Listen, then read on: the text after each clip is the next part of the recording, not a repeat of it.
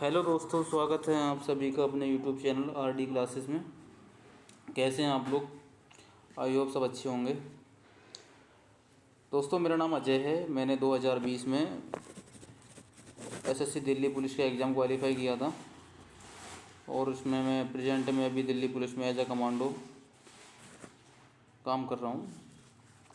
दोस्तों, 2018 में मैंने एसएससी जीटी क्वालिफाई किया और 2019 में एसएससी एमटीएस और एसएससी सीएचएसएल दोनों क्वालिफाई किए थे। 2021 में भी एसएससी जीटी क्वालिफाई किया जिसमें मेरे 86 नंबर थे। और दोस्तों, मैं आपको अपने एक्सपीरियंस से रिलेटेड मैं बताऊंगा। जो दिल्ली पुलिस कांस्टेबल आने वाला है, एसएससी के थ्रू जो एग्ज़ाम होता है उसके बारे में आपको उसमें जो 15 क्वेश्चंस मैथ के आते हैं उनकी जिम्मेदारी मैं लेता हूँ। दोस्तों, 15 क्वेश्चंस जो मैथ के हैं उनको 15 क्वेश्चन में से आपको 15 के 15 करेक्ट करने की गारंटी मैं लेता हूँ। दोस्तों, ये जो प्रैक्टिस सेट है वो रोजगार विद अंकित एप्लीकेशन पे जो रोज़ संडे को फुल मॉक टेस्ट होता है उसमें जो 15 क्वेश्चन मैथ के होते हैं उनका एनालिसिस कराऊंगा मैं आपको, और उनको विद इन 30 सेकंड कैसे सॉल्व करेंगे। मैथ का कोई सा भी सवाल जो अपना अर्थ उसका होता है अर्थमेटिक का, उसका विद इन 30 सेकंड में प्रत्येक सवाल कैसे सॉल्व करेंगे वो आपको इस क्लास में सीखने को मिलेगा। ठीक है दोस्तों, चलते हैं अपने क्लास स्टार्ट करते हैं। पहला क्वेश्चन आपकी स्क्रीन पर है। एक गोलाकार शंकु के आधार का क्षेत्रफल 81 पाई सेंटीमीटर स्क्वायर है और उसकी ऊंचाई 12 सेंटीमीटर है, तो शंकु के वक्र पृष्ठ का क्षेत्रफल कितना होगा? दोस्तों, जो आपके पास एक स्ट्रक्चर दिख रही है, ये शंकु होता है। शंकु का आधार एक वृत्त होता है, सर्किल होता है। तो सर्कल का क्षेत्रफल आपको दे रखा है 81 पाई। तो यहाँ से दोस्तों हम आर निकाल सकते हैं, इस सर्किल की त्रिज्या निकाल सकते हैं। सर्किल का जो दोस्तों क्षेत्रफल का फार्मूला होता है पाई आर स्क्वायर। ये दिया है अपने को 81 पाई। 81 पाई दिया, यहाँ से अपने आर निकाल सकते हैं। आर आएगा 9। ये जो आपका 9 दिखाई दे रहा है ये अपना आर है, ठीक है। और इसकी ऊंचाई 12 सेंटीमीटर है। तो दोस्तों 9, 12, 15 का ट्रिपलेट होता है। अगर ये 9 है, ये 12 है, तो दोस्तों ये अपना राइट एंगल ट्रायंगल बन जाएगा। तो ये कर्ल हो जाएगा, ये 15 हो जाएगा, ठीक है दोस्तों। ये अगर अपना 15 हो जाएगा तो ये अपनी शंकु की त्रिज्या ऊंचाई हो जाएगी, शंकु की त्रिज्या ऊंचाई। अब शंकु के वक्र पृष्ठ का फार्मूला क्या होता है दोस्तों? शंकु के वक्र पृष्ठ का फार्मूला होता है पाई आर एल। पाई आर एल दोस्तों ये होता है पाई आर एल। पाई अपना पाई 22/7 होता है। वैसे इन सवालों में मैक्सिमम पाई में ही आंसर होता है। आर अपना कितना है 9, एल कितना है 15, 15 निम्मा 135। तो अपना आंसर हो जाएगा दोस्तों 135 पाई। ये सवाल दोस्तों क्या होते हैं? ये होते हैं फार्मूला बेसिस सवाल। इनको करने के लिए आपके लिए फार्मूला याद होनी चाहिए, ठीक है। अगर आंसर पाई में है तो आपको फार्मूला याद होनी चाहिए। अगर आपका आंसर पाई में नहीं है तो लगभग में 80 to 90% चांस होते हैं कि आप एक ट्रिक से कर सकते हैं। दोस्तों, मेंसुरेशन के बेसिक सवालों में क्या होता है, ऑप्शन को हम देखते हैं। ऑप्शन अगर हमारा 11 से डिवाइड हो रहा है तो वही ऑप्शन आंसर होगा। कई बार ऐसा होता है एक ऑप्शन डिवाइड ना होकर 2 ऑप्शन डिवाइड हो जाते हैं।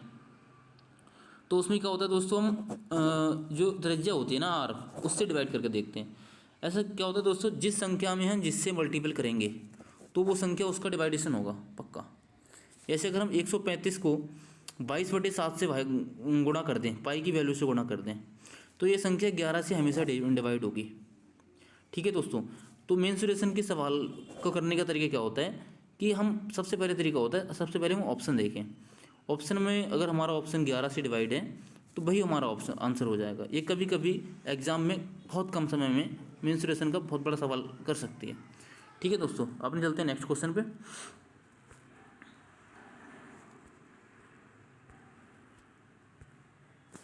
नेक्स्ट सवाल आपकी स्क्रीन पर है। सवाल क्या है, एक आदमी उसके परिवार का निर्वाह व्यय उसके वेतन का 60% है।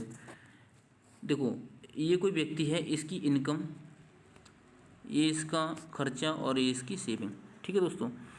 अगर इसकी इनकम 100 है और इसकी सेविंग, इसका वेतन खर्चा इसकी वेतन का 60% है, ये खर्चा है, ये अगर इसकी 100 इनकम थी 60 खर्च कर रहा है तो कितना बचा रहा है 40, ठीक है दोस्तों, 40 बचा रहा है। यदि उसका वेतन 30% और 60% की दो वृद्धि होती है, इसमें 30% की वृद्धि होगी तो ये 130 हो जाएगा। 30% की वृद्धि होने के बाद फिर 60% की वृद्धि होती है, तो हम इसको 100 ले लेंगे और 160 की वैल्यू निकाल देंगे। ठीक है दोस्तों, ये कितना हो जाएगा अपना 13×78 7, 13×13 20, 208। ठीक है दोस्तों, 30% और 60% की वृद्धि होने के बाद ये 208 हो गया। यदि उसकी बचत प्रारंभिक बचत के 250% से बढ़ जाती है, तो कुछ सवाल यहाँ समझने वाला है। उसकी बचत प्रारंभिक बचत के 250% से बढ़ जाती है, ना कि 250% बढ़ जाती है, 250% से बढ़ जाती है, मतलब 250% अधिक हो जाती है।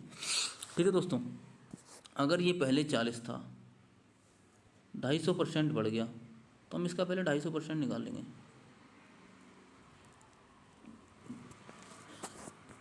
ये हो जाएगा दोस्तों 25 चौका 100, मतलब कि 100 बढ़ गई बचत। पहले 40 थी, 100 बढ़ने के बाद 140 हो गई। ठीक है दोस्तों, तो अब कह रहे हैं बढ़ जाती है तो नया निर्वाह व्यय बढ़े हुए वेतन का कितना % होगा। अब दोस्तों ये इतना सेविंग कर रहा है 140 का और 108 कमा रहा है, तो खर्च कितना कर रहा है दोस्तों 68। इतना समझ में आया दोस्तों।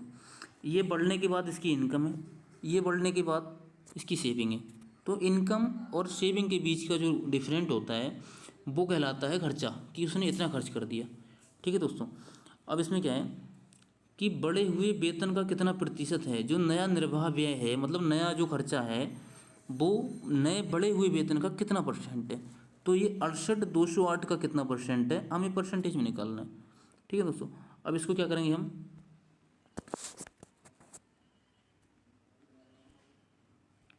ये 68/208 × 100 इतना कर लेंगे।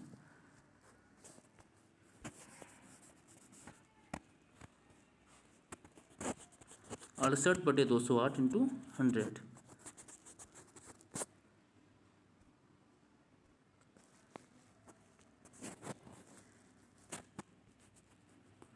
तो ये कितना हो जाएगा 25, 4 से डिवाइड कर लें, ये 52।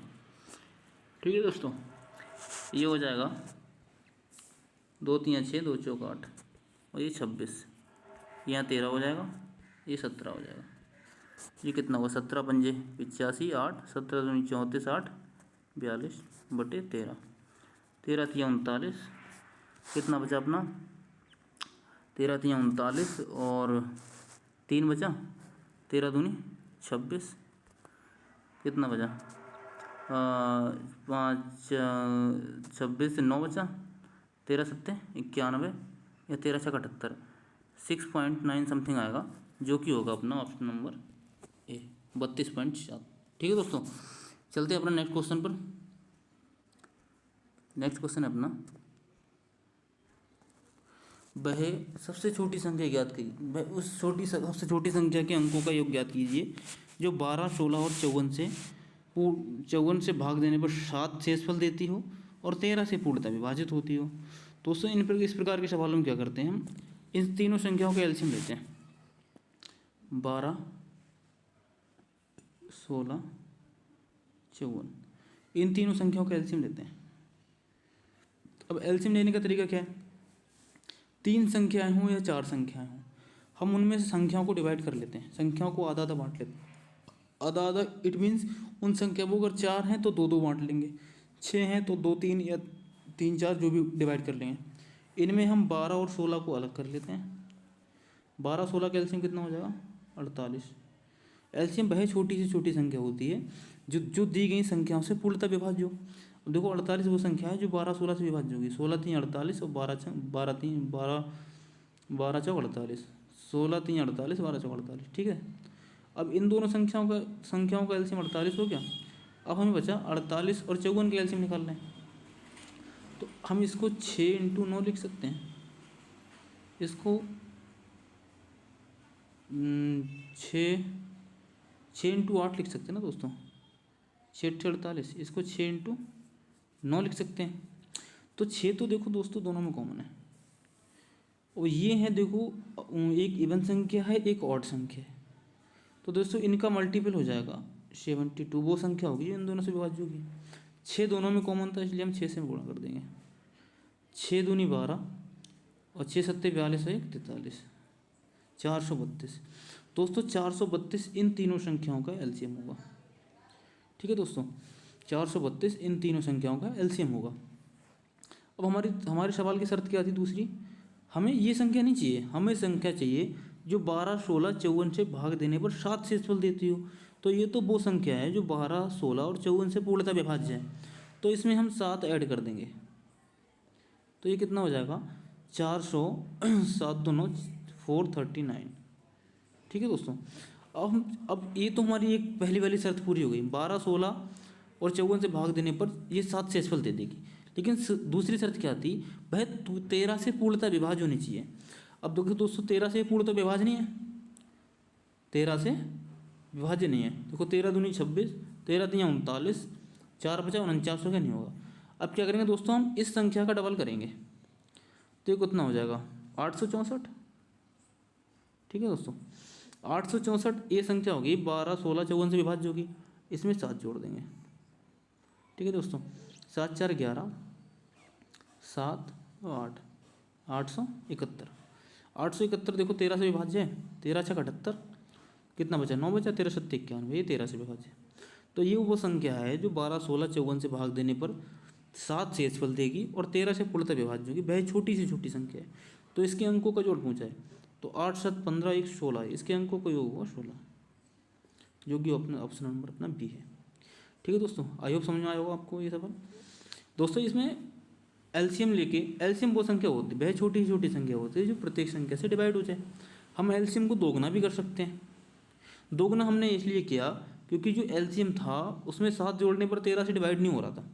अगर 2 गुना करने पर भी 7 जोड़ने पर 13 से डिवाइड नहीं होता तो अपना क्या करते, इस एलसीएम को 13 से डिवाइड करते, फिर देखते 2 गुने करने पर या 3 गुने करने पर उसमें 7 जोड़ने पर ये 13 का डिवाइडेशन बन रहा है, तो वही अपना आंसर है। उसके डिजिट यूनिट, इसका जो डिजिटल सम होता वो इनका आंसर हो जाता। ठीक है दोस्तों, अपने चलते हैं नेक्स्ट क्वेश्चन पे। नेक्स्ट क्वेश्चन अपना है दोस्तों, एक व्यक्ति प्रकाशक से किसी पुस्तक की 100 प्रतियाँ खरीदता है और 25% की छूट प्राप्त करता है। वह खुदरा विक्रेता से 50 प्रतियाँ खरीदता है और 10% की छूट प्राप्त करता है।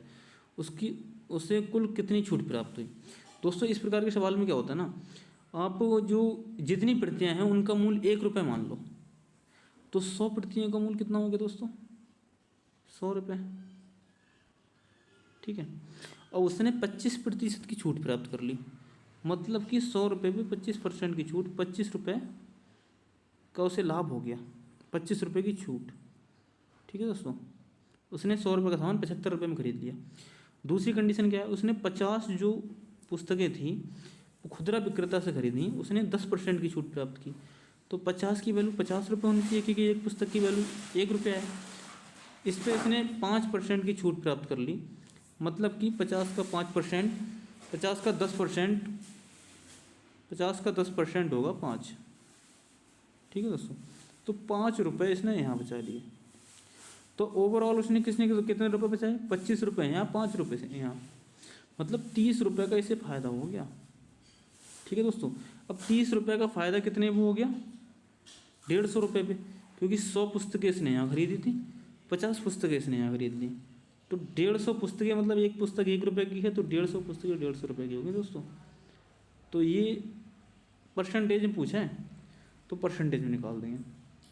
15 दूनी 30, 2 × 10, ये हो जाएगा अपना 20। Option number C answer. I hope समझ में आएगा दोस्तों क्वेश्चन। अपन चलते हैं नेक्स्ट क्वेश्चन पे। नेक्स्ट क्वेश्चन है दोस्तों, 5 वर्षों के अंत में 12,000 रुपये की राशि पर साधारण ब्याज 6,000 रुपये है। ठीक है दोस्तों, उसी राशि पर 3 साल के लिए समान दर पर चक्रवृद्धि ब्याज क्या होगा जब ब्याज वार्षिक चक्रवृद्धि हो। वार्षिक चक्रवृद्धि का मतलब है दोस्तों जब ब्याज वार्षिक रूप से लिया जाता हो। ठीक है दोस्तों, अब साधारण ब्याज क्या होता है दोस्तों, साधारण ब्याज हर साल बराबर होता है, और चक्रवृद्धि के ब्याज क्या होता है, चक्रवृद्धि ब्याज पहले साल तो साधारण ब्याज के बराबर होगा, पर दूसरे साल चक्रवृद्धि ब्याज जो पहले साल ब्याज मिला है उस पर भी ब्याज लगेगा उसी रेट से जो रेट पहले दे रखी होगी। दोस्तों इसमें क्या देखो, 5 साल का साधारण ब्याज दे रखा है 6,000, तो इससे हम 1 साल का साधारण ब्याज निकाल सकते हैं, क्योंकि 5 साधारण ब्याज हर साल बराबर होता है। तो 1 साल का साधारण ब्याज आ जाएगा दोस्तों अपना 1,200 रुपये। ठीक है दोस्तों, 1,200।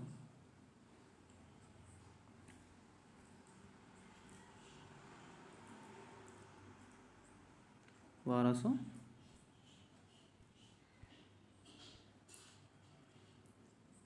सौ रुपये। ठीक है दोस्तों, अब 1,200 रुपये, 12,000 रुपये 1 साल का ब्याज है, तो इससे हम रेट निकाल सकते हैं।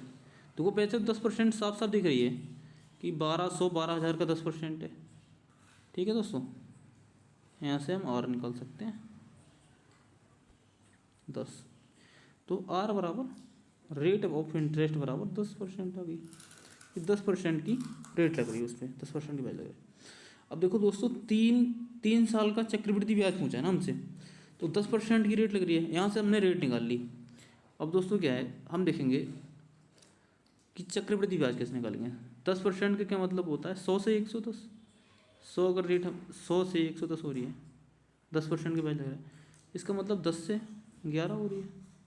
चक्रवृद्धि ब्याज में क्या दोस्तों, ये आपको एक फंडा बताऊँ मैं, अगर 2 साल का चक्रवृद्धि ब्याज निकालना होता है तो हम उसका स्क्वायर कर देते हैं।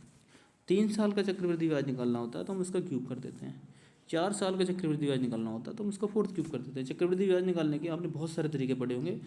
एक रेशियो मेथड होता है, एक स्क्वायर मेथड होता है, एक क्या होता है, 3 साल का रेशियो बना लेते हैं लोग, 2 साल का रेशियो अलग बना लेते हैं, उन्हें याद करना पड़ता है, उसमें कन्फ्यूजन हो जाता है।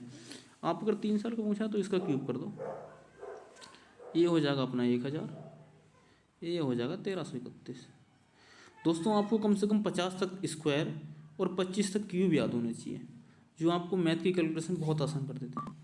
दोस्तों क्या है, मतलब ये तो होता है दोस्तों अपना अमाउंट, और ये होता है मिश्रधन। मिश्रधन का मतलब होता है अमाउंट प्लस इंटरेस्ट, मतलब कि मूलधन प्लस ब्याज। तो यहाँ से इन दोनों का डिफरेंट निकाल लेंगे, जो कि आएगा 331, जो हमारा ब्याज होगा चक्रवृद्धि ब्याज। अब दोस्तों ये आया देखो चक्रवृद्धि ब्याज अपना। अब सवाल यहीं ख़त्म हो गया। आप चाहें तो इससे ही ऑप्शन डिसाइड कर सकते हैं। कैसे दोस्तों, अब जो भी होगा हमारा इसमें मल्टीपल करना पड़ेगा। ठीक है दोस्तों, तो 331 से जो ऑप्शन डिवाइड हो जाएगा ना, वो अपना आंसर हो जाएगा। ठीक है दोस्तों, अब 331 से मुझे डिवाइड होने वाला एक ही ऑप्शन दिख रहा है, जो है ऑप्शन बी। अब देखो 1 है, इसका यूनिट डिजिट 1 है। किसी संख्या को अगर हम जिसका यूनिट डिजिट 1 है, 1 से डिवाइड करेंगे तो जाहिर सी बात है उसके आगे 0 होगा तो वो 1 से तो डिवाइड होगा नहीं, क्योंकि 0 को डिवाइड करने के लिए या तो उस संख्या के लास्ट में 0 होना चाहिए या फिर 5 होना चाहिए, है ना दोस्तों, या फिर ऐसी संख्या होनी चाहिए जिसके मल्टीपल में 0 आता हो। तो 1 के मल्टीपल में आप अगर 0 से गुणा करेंगे तो 1 के मल्टीपल में 0 नहीं आएगा, आपको ये पता होना चाहिए। तो दोस्तों एक तो इसका तरीका ये हो गया, ऑप्शन से डिवाइड कर दो। दूसरा क्या है, 12,000 1,000 की वैल्यू रख लो। ठीक है दोस्तों, 12,000 1,000 की वैल्यू रख लो, और 331 की वैल्यू इंटू 331। ठीक है दोस्तों, ये 3 0 काट देंगे, 12 एकम 12, 1 12 3 36, 1 37 के साथ हासिल 3, 12 3 36 3 39, 39 72, जो अपना ऑप्शन बी है। ठीक है दोस्तों, चलते हैं अपने नेक्स्ट सवाल पर। आई होप समझ में आया होगा। नेक्स्ट सवाल है आपकी स्क्रीन पर। दोस्तों नेक्स्ट सवाल क्या है, ए और बी की मासिक आय, ये ए है दोस्तों, ये बी है, इनकी ये इनकम, ये खर्चा और ये सेविंग। ठीक है दोस्तों, इनकी आय कितनी है, 3:5। इसकी इनकम अगर 3 है तो बी की 5 है। और क्या है, इनकी बचत, सेविंग की बात हो रही है, अभी हमसे खर्चे की बात नहीं तो हम खर्चा नहीं लिखेंगे। सेविंग क्या है, 2:3। इसकी अगर सेविंग 2 है तो इसकी सेविंग 3 है। ठीक है, अब देखो सर क्वेश्चन यहाँ से पकड़ा जाएगा, पॉइंट कहाँ से पकड़ते हैं। ये बी की आय, ए की बचत की 3 गुनी है, बी की इनकम ये है और ए की बचत ये है, तो ये इसकी 3 गुनी है, पर यहाँ तो नहीं है ना, तो हम इसे 3 गुना बनाएंगे। क्या होता है दोस्तों, रेशियो में किसी भी संख्या से गुणा करने पर रेशियो पे फर्क नहीं पड़ता। अब देखो 2 का 3 गुना कितना होता है, 6। हम इसको नहीं छेड़ेंगे, इसको छेड़ेंगे। 2 का 3 गुना 6 होता है, तो हम इसको 6 बनाएंगे। ए और बी, तो इनकी इनकम कितनी है, 3 और 5। हम 5 को 6 कैसे बना सकते हैं दोस्तों, 1.2 से गुणा करके। 1.2 से गुणा करके हम 5 को 6 बना सकते हैं, क्योंकि 1.2 इंटू 5 ये हो जाएगा 12 पंजे 60। एक के बाद पॉइंट है तो एक के बाद पॉइंट लगा देंगे, तो ये 6 बन जाएगा। ठीक है दोस्तों, तो इसको हमने 1.5 से गुणा करके 6 बना लिया। तो इसमें कर देंगे 1.5 से गुणा 1.2 से, तो ये हो जाएगा 3.6 और ये हो जाएगा 60, मतलब कि 6। तो मल्टीपल करने से इनका रेशियो नहीं बदलेगा दोस्तों, रेशियो ये रहेगा। अगर ये पॉइंट हटाएं, इधर 0 बढ़ा दें, तो ये 12 3 36 और 12 पंजे 60, जो कि अपना रेशियो था 3:5। रेशियो में किसी भी संख्या से गुणा करने पर रेशियो नहीं बदलता। तो ये हो जाएगा दोस्तों बढ़ने के बाद, ये 3 से 3.6 हो जाएगा, ये 5 से 6 हो जाएगा। ठीक है दोस्तों, ये 5 से 6 हो जाएगा। अब देखो क्या है, आगे क्वेश्चन पढ़ते हैं। तो ए का व्यय, अब देखो दोस्तों ये 3.6 कमाता है, से इनकम है इसकी 2 खर्च कर देता है, तो बचाता कितना है, 1.6। ये 6 इनकम है इसकी, 3 खर्चा करता है तो 3 बचाता है।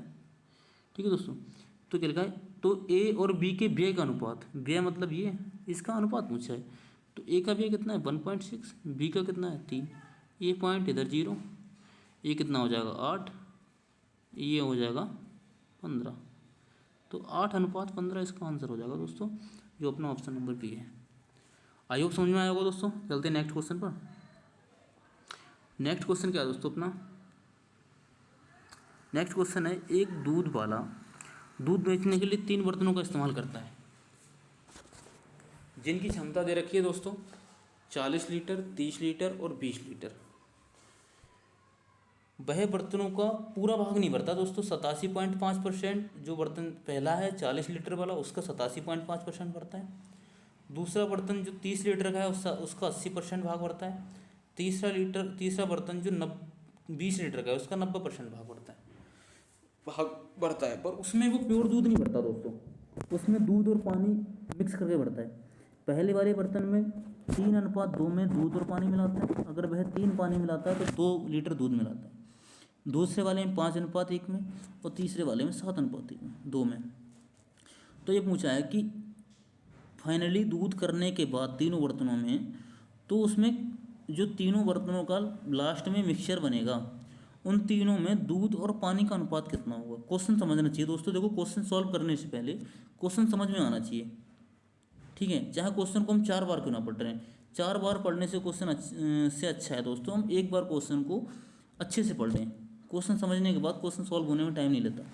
अब ये क्या है दोस्तों, पहला बर्तन, हम पहले बर्तन को ए मानते हैं। ए कितना है 40 लीटर का, 40 लीटर का दोस्तों, जिसका पूरा भाग नहीं भर रहा, वो 87.5% भर रहा है। ये 100% है, इसका हमें 87.5% भरना है, ये नीचे आ जाएगा। ठीक है दोस्तों, तो ये 0 कट जाएगा, ये 25 हो जाएगा, 25 या 75 और कितना बचा 12 बचा, 125 होगा, 25 पंजे 125 दोस्तों। तो ए जो बर्तन है अपना उसमें 35 लीटर भरता है। अब ए में 3:2 में वो भरता है दूध और पानी, 3:2 मतलब 5 हो रहा है टोटल, और यहाँ 35 हो रहा है, तो 5 दोस्तों 35 के बराबर हो जाएगा। यहाँ से हम 1 की वैल्यू निकालेंगे, वो 7 निकलेगी, 7 निकलेगी दोस्तों। वहाँ पर है 3:5, 3:5 को हम 7 से मल्टीप्लाई करते हैं, 7 या 21 और वो 3:2 है दोस्तों, 3:2, 3:2।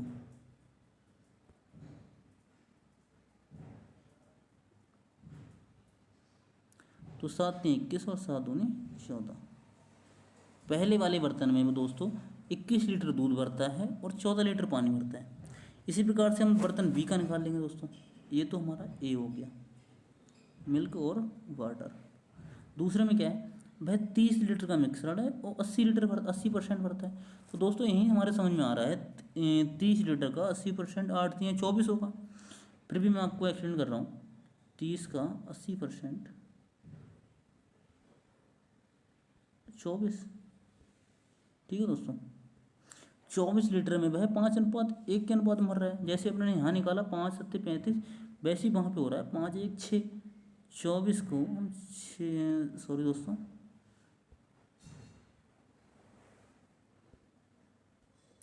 24/6, 1 की वैल्यू निकाल लेंगे, 6×4=24, 4 आया। अब वहाँ पे 5:1 में है, 5:1 में, तो कितना, 4×5=20 और 4×1=4। दोस्तों यहाँ पर 20 लीटर दूध है और 4 लीटर पानी है। यहाँ 21 लीटर दूध था, या 14 लीटर पानी था। ठीक है दोस्तों, बर्तन बी, ये बी की बात हो रही थी। ऐसे ही बर्तन सी का निकालेंगे दोस्तों। बर्तन सी में क्या है दोस्तों, 20 लीटर का बर्तन है, 90% भाग में दूध है, 90% भरा हुआ है। तो 20 लीटर का 90% अपने दोस्त से निकालेंगे तो वो 18 निकलेगा। जैसे आप ऊपर निकाला था, इधर भी निकाला था, इधर भी निकाला था, यहाँ मैं डायरेक्ट लिख रहा हूँ 18। ठीक है दोस्तों, यहाँ 18 लिखता हूँ।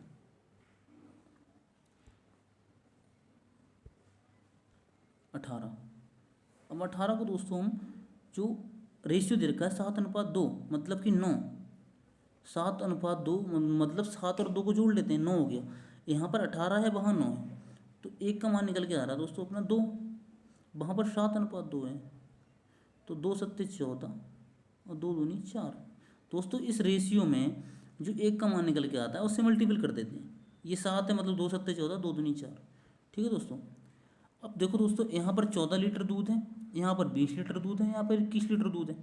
तो दूध हमारा कितना हो रहा है, 20, 20, 40, 41, 41 और 4 45, 10, 55।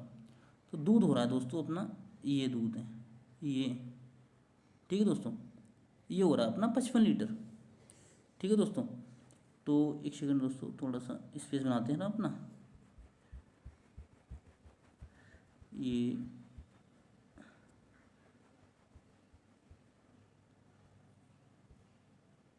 ये हो रहा है मिल्क 55 लीटर दोस्तों। और पानी वाटर कितना हो रहा है, 4 लीटर ये, और 4 लीटर ये, और 14 लीटर ये। 14 और 4 18, 4 22 लीटर ये वाटर। तो इसका रेशियो पहुँच जाता है 11 से, कट जाए 11×5=55, 11×2=22, 5:2, जो कि ऑप्शन नंबर डी दे रखा था। आई होप समझ में आएगा दोस्तों क्वेश्चन। ये क्वेश्चन थोड़ा सा कैलकुलेटिव था, थोड़ा सा बड़ा भी था, तो इसलिए दोस्तों ये थोड़ा सा बोर्ड पे भर गया है। आप स्टेप बाय स्टेप फॉलो करेंगे तो कर सकते हैं इसे। ठीक है दोस्तों, इतना हार्ड नहीं है। चलते हैं दोस्तों नेक्स्ट क्वेश्चन पे। नेक्स्ट क्वेश्चन है दोस्तों अपना, एक बाइक का मालिक लगातार 3 वर्षों तक क्रमशः 64 रुपये, 80 रुपये और 320 रुपये प्रति लीटर के हिसाब से पेट्रोल खर्च करता है। ठीक है, यदि वह पेट्रोल खरीदने में हर वर्ष 32,000 रुपये खर्च करता है तो पेट्रोल की प्रति लीटर औसत मूल्य क्या है। दोस्तों पहले तो हमें पता होना चाहिए कि एवरेज क्या होता है, औसत क्या होता है। औसत होता है दोस्तों कि प्रत्येक व्यक्ति पर या प्रत्येक वस्तु पर बराबर बराबर भाग में बांटना। ठीक है दोस्तों, पहले 64 रुपये लीटर, दोबारा 80 रुपये लीटर, तीसरा 320 रुपये लीटर। तो ये तो नाइंसाफ़ी है ना, तीनों को बराबर करना यही औसत है। तो हम तीनों को बराबर कैसे करेंगे। देखो दोस्तों, 32,000 रुपये एक साल में खर्च कर रहा है, ये लिखा है प्रत्येक वर्ष, खरीदने में हर वर्ष या प्रत्येक वर्ष 32,000 खर्च करता है। तो तीनों साल में उसने 32,000 × 3 96,000 रुपये खर्च किया होगा दोस्तों। ठीक है दोस्तों, 96,000 रुपये खर्च किया होगा। अब हमें देखना है कि 96,000 रुपये में उसने पेट्रोल कितना लीटर खरीदा। दोस्तों पहले वर्ष में उसने 64 रुपये लीटर पेट्रोल खरीदा, 32,000 रुपये खर्च किए, 32,000 में 64 रुपये लीटर पेट्रोल खरीदा, तो ये 500 बार काट देगा। दोस्तों देखो मैंने कैसे करे 500 बार देखा। अगर कोई संख्या ऊपर वाली संख्या नीचे वाली को 2 बार में काट रही है, जैसे 32 दूनी 64 हो गया, तो हम अगर उस संख्या के बाद में एक जीरो लगा दें तो बाद 5 बार में काट देगी। जैसे 320 को 64 ने 5 बार में काट दिया। तो ये भी आप जब मैथ करते रहोगे तो ये आपकी हैबिट में आ जाएगा, आपको पता चल जाएगा। पहले वर्ष में उसने 500 लीटर पेट्रोल खरीदा, ऐसे दूसरे वर्ष में देखेंगे दोस्तों, 32,000 बटे दूसरी बार में 80 रुपये लीटर खरीदा है तो जो हो जाएगा 8 चौक 32, मतलब कि 400 लीटर पेट्रोल उसने दूसरे वर्ष में खरीदा। ऐसे तीसरे वर्ष में देखेंगे दोस्तों, 32,000 बटे 320, तो ये निकल के आएगा दोस्तों 100 लीटर। तीसरे वर्ष में उसने 100 लीटर पेट्रोल खरीदा, तो तीनों वर्षों में उसने पेट्रोल खरीदा 5 4 9 1 10, मतलब कि 1,000 लीटर। 1,000 लीटर पेट्रोल कितने में खरीदा? 96,000 रुपये में। ठीक है दोस्तों, तो 96,000 रुपये में 1 लीटर पेट्रोल, 1,000 लीटर पेट्रोल खरीदा, तो 1 लीटर पेट्रोल की वैल्यू निकल के आई 96 रुपये, जो कि एवरेज वैल्यू है। ऑप्शन नंबर डी अपना आंसर हो गया। ठीक है दोस्तों, आई होप समझ में आया होगा। चलते हैं दूसरे क्वेश्चन पर दोस्तों। ये इस प्रकार के सवालों में दोस्तों पेन भी चलाने की ज़रूरत नहीं होती, ये वेन डायग्राम वाले क्वेश्चंस होते हैं दोस्तों। इसमें थोड़ा क्वेश्चन सर दोस्तों कट हो गया है। इसमें प्रत्येक सब्जेक्ट के मैक्सिमम मार्क हैं वो 100 हैं दोस्तों। तो ये पूछ रहा है उन छात्रों की संख्या कितनी होगी जिनने कुल प्राप्त प्रतिशत अंक 80% और उससे ज़्यादा प्राप्त किए। मतलब कि हमें 80% वाले और 80% से ऊपर वाले छात्र निकालने हैं।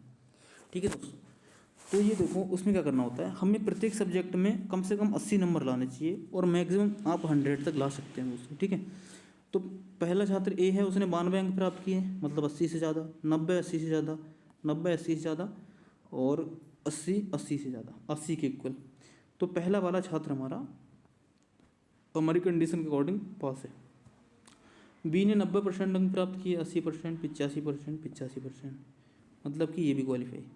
80 से ज़्यादा, 80 के बराबर और 80 से ज़्यादा अंक प्राप्त करने वाला स्टूडेंट क्वालिफाई है हमारे अकॉर्डिंग, हमारी क्वेश्चन की जो शर्तें हैं। सी क्या है? 80, 80, 65 और 70। ये देखो डिस्क्वालीफाई हो गए। क्यों? क्योंकि इसने 2 सब्जेक्ट में तो 80% अंक प्राप्त किए, तीसरे सब्जेक्ट में इसने 80% से कम प्राप्त किए। ठीक है दोस्तों, डी नंबर पे 85% पास किया, 80 ठीक है, 82 ठीक है, 75। अब ये देखो 75 नंबर इसने लाए, तो ये 5 नंबर डी से उधार ले सकता है, क्योंकि इसने डी में 80% से 5 नंबर ज़्यादा ले रखे हैं, तो ये 5 इधर से इधर ले लेगा, तो ये भी क्वालिफाई हो जाएगा। ई में क्या है? 80%, 75%, 75%, 75%, ये भी डिस्क्वालीफाई है दोस्तों, क्योंकि ये 5 नंबर इसको अगर दे भी देगा तो इसके पास 80 हो जाएंगे। ठीक है, इसके पास भी 80 हो जाएंगे, इसके पास भी 80 हो जाएंगे, पर इसके पास दोस्तों 80 नहीं होंगे, क्योंकि ये 5 नंबर और एक्स्ट्रा लाना चाहिए था इसे पास होने के लिए।